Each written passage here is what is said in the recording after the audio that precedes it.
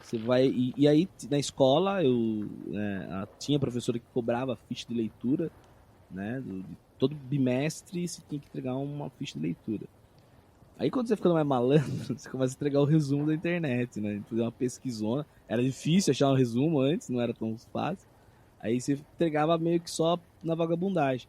Mas quando eu fui pro ensino médio, eu fui perceber a importância de você tá consumindo literatura. Eu consumia muita coisa, por exemplo, de história, essas coisas. Eu sempre gostei, cara. Eu sempre gostei de história nesse sentido. Mas a literatura em si era um desafio. Quando eu fui pro ensino médio e comecei a ter aula de literatura, eu senti eu lembro de ter um sentimento de receio, de medo, da ansiedade, né?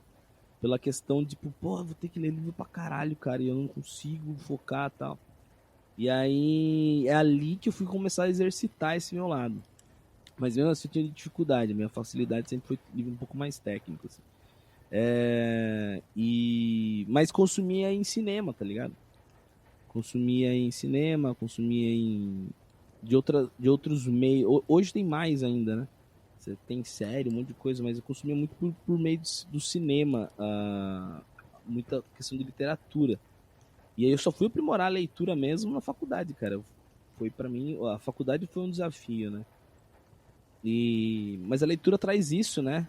É um momento que você para só para você também, porque eu tava dando uma estudadinha pra gente conversar hoje, e vê uma parada que é muito importante. A gente não pode tratar a literatura como algo pragmático, né?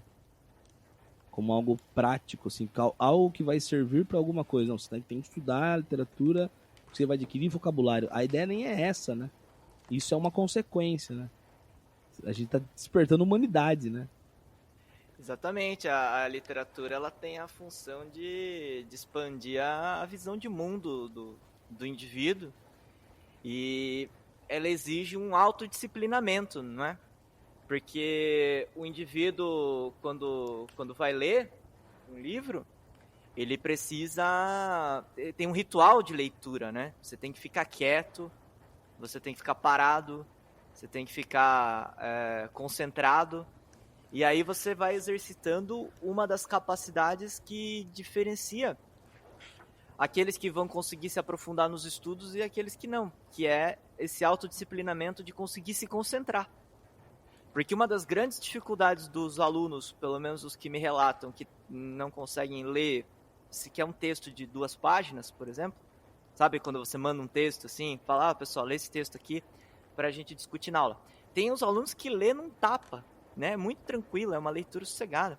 Aí até eu acho um fenômeno interessante que eu vejo que todos os alunos que eu tenho que fazem parte de alguma religião muito dogmática, seja os setores da Igreja Católica ou religiões neopentecostais, ou até mesmo aquelas evangélicas tradicionais, como congregação, etc e tal, tem essa facilidade de se concentrar, porque é uma coisa que é exercitada, né?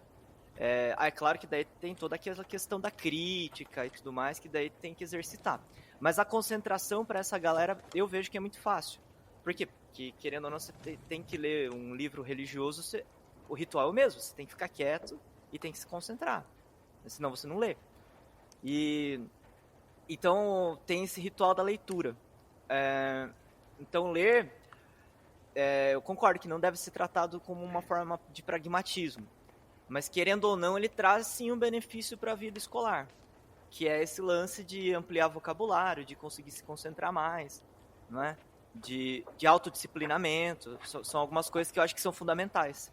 A própria interpretação mesmo, né? De texto, né, cara? A nossa vida como que fala? Vai fazer um contrato de alguma coisa, entender o que você está lendo, informativo, né? Dia a dia mesmo.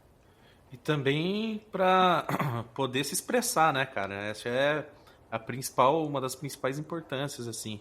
Na clínica a gente acaba tendo até condições, assim, que acabam surgindo do ambiente psicanalítico, né? De pessoas que têm dificuldade em, por exemplo, nomear sentimentos. Vem também dessa falta de vocabulário, dessa relação com a palavra, com a linguagem, esse empobrecimento que vai sendo feito, né? Só Quando nem sabe, né, Gleison? Sim, é inconsciente. Sabe o que tá sentindo, né?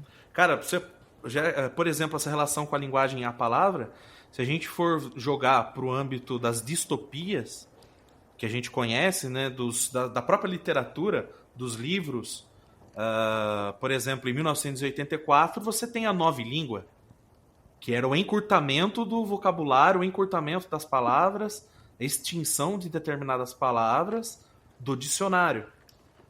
O que viria causando um empobrecimento na representação, na capacidade de simbolização através da fala do ser humano. Em Fahrenheit 451, você tem a queima dos livros.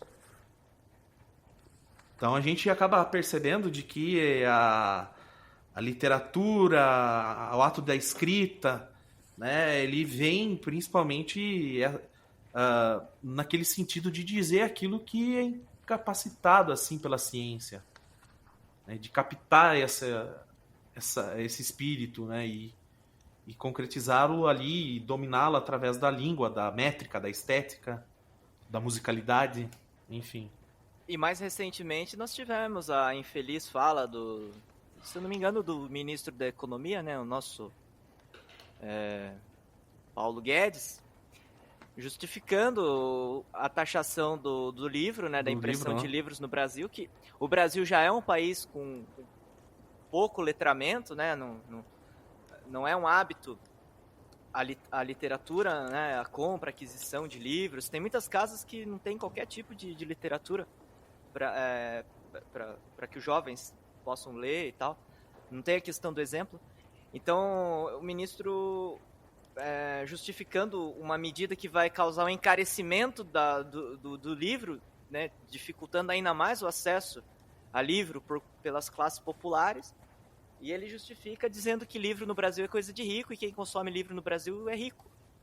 Então, basicamente, o que ele está dizendo? Ao invés de se fazer uma política pública de incentivo para que o povo comece a comprar mais livros, a ler mais livros, né? Não. Ele fala, não, é isso aí mesmo, então o povo não vai ler e nós vamos taxar aqui porque no Brasil o livro é coisa de rico e fazer o quê? Vida que segue. Aceita a situação e como como se não tivesse solução, né, caralho? É um cinismo, é um cinismo tremendo, assim, é um cinismo tremendo e que, desgraçadamente, certamente vai conseguir eco na opinião pública, porque uma boa parte das pessoas, infelizmente, acaba aceitando, falando, não, é verdade, quem compra livro no Brasil é rico, né? Porque não tem um incentivo à leitura.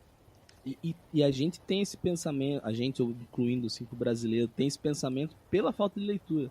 Porque a literatura nos ajuda a imaginar um mundo, né? Trabalha a imaginação e trabalhar a imaginação, trabalhar fantasia, ficção, é uma forma de sonhar também, uma forma de ter esperança para as coisas, né, cara? A galera acha que isso é falácia só, é uma parada meio romântica da coisa. É uma forma também de sublimação da dor, do sofrimento, né? Sim, você sabe se prender e lidar com essa parada, né, meu? Tipo, quando você tá apaixonado, entender que você tá apaixonado, quando você tá sofrendo por causa do pé da bunda, você entender aquela parada, se você tá com ódio de alguma coisa, ter raiva, você saber que ter raiva são picos de sentimentos, não é um sentimento concreto, tristeza, né, cara? Eu tava falando muito com a molecada em filosofia, aí eu entro e trabalhei muito a questão dessa parada de saber curtir a tristeza. Então saber estar triste também é importante pra gente, né? Saber entender a tristeza, né? Do porquê se está triste, melancólico. É diferente do que de se aprofundar a tristeza, né? Porque aí a gente pode... A tristeza faz parte da vida. Isso, assim como a alegria. Sabe? E a gente que é professor, cara, a gente consegue acessar esses nuances dentro da sala de aula, né? E também a maneira como a gente usa da literatura, como os nossos manejos, né? Principalmente na história, que utiliza da literatura como fonte histórica, né? Para se rastrear, para se entender esse passado. É interessante a gente levantar aqui algumas questões na hora de como a gente pode abordar a literatura de fato. Normalmente a gente faz aquela famosa interpretação, né? A análise ali, é como se colocasse o texto no divã, praticamente, e se retiraria ali o autor. Exclui o autor e apenas o texto frio, como se existisse um inconsciente do texto, e você tem ali que trabalhar essa narrativa, né, da mesma maneira que o analista faz com seus pacientes. Assim. Então isso é uma visão muito interessante de como se utiliza a literatura, né, como se tivesse um sentido oculto quase ali. Toda vez que essa literatura esbarra nesse simbólico, é como se ela tivesse um sentido oculto. O interessante para a gente compreender de fato mesmo na sua complexidade, o todo, né, seria inclusive analisar os rascunhos desses autores. Por isso a importância dos museus, para que a gente tenha acesso a essas provas, né, a ter acesso a essas fontes, para entender ali no papel do porquê que ele rabiscou aquela palavra, por que ele escolheu uma palavra em detrimento da outra.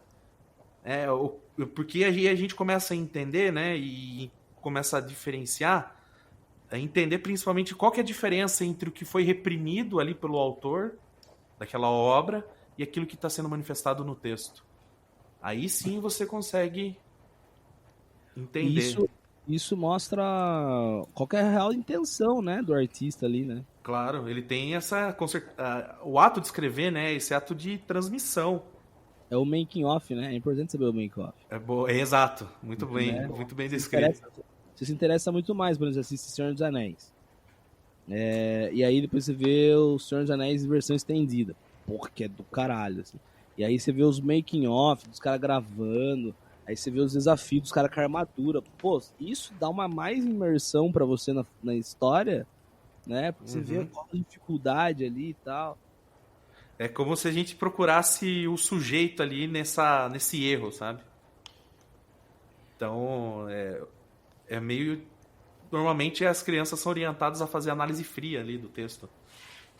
Quando você conhece quem escreve, saber quem está escrevendo e por que está escrevendo, deixa o texto muito mais interessante. Por exemplo, um cara que geralmente tem que ler...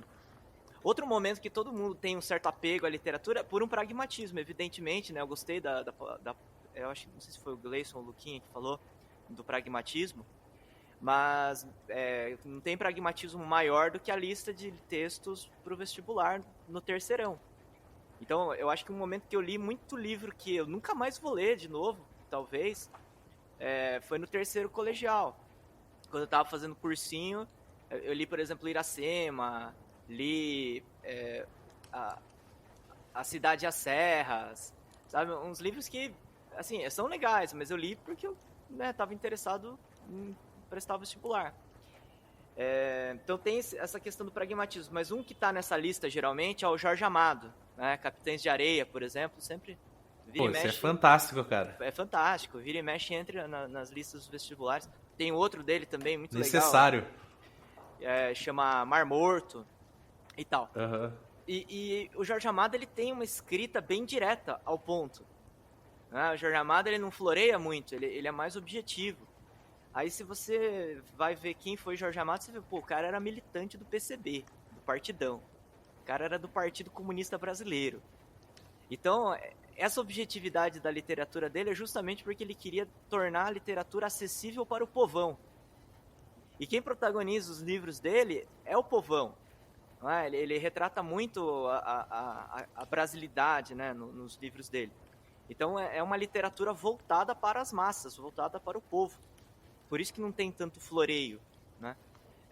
Diferentemente, por exemplo, se você for ler um Machado de Assis, que é o causador desse nosso episódio aqui também. Né? Se você, surgiu desse debate, né? Explica isso aí, Tchê. Teve um debate aí, já tá um pouquinho velho até, foi esse ano, se eu não me engano, mas o Felipe Neto, ele comentou, ele fez um vídeo falando do quanto é inadequado os professores de ensino médio forçarem os alunos a ler Machado de Assis, por exemplo. E ele fala que esse tipo de atitude faz com que os alunos adquiram uma certa ojeriza à literatura porque não compreendem Machado de Assis. Né? E aí ele foi, né, bastante bastante questionado, vamos dizer assim, por professores e por intelectuais que falaram que não, que